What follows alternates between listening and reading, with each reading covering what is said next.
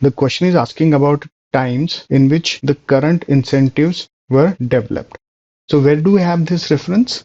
The second paragraph says that many of the current incentives were developed decades ago when food security and self-sufficiency were important, and the world has moved away from these and moved towards a more holistic and integrated understanding of food systems, and hence the incentives must be repurposed. So that is the thought in the second paragraph. So we have to evaluate each answer choice in this context. Answer choice A, the United Nations' Sustainable Development Goals were not developed in these times. There is no reference of United Nations goals in this context. So this answer choice can be eliminated. Answer choice B, the passage says that currently the world aspires for healthy people. However, it doesn't say that in the past, when these current incentives were developed, people did not aspire to be healthy. This is too strong an answer choice and this is a trap, but this answer choice cannot be established and hence it is incorrect. Answer choice C, sustainable practices were not the norm.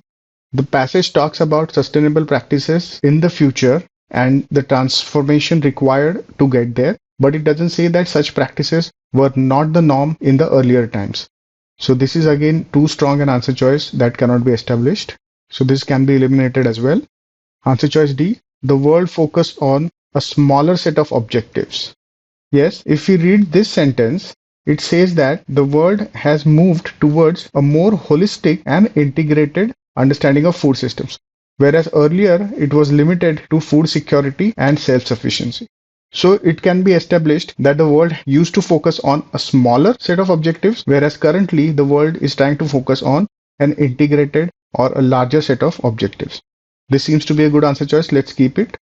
Answer choice E, production, distribution, and consumption of food.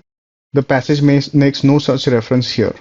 So this answer choice cannot be established.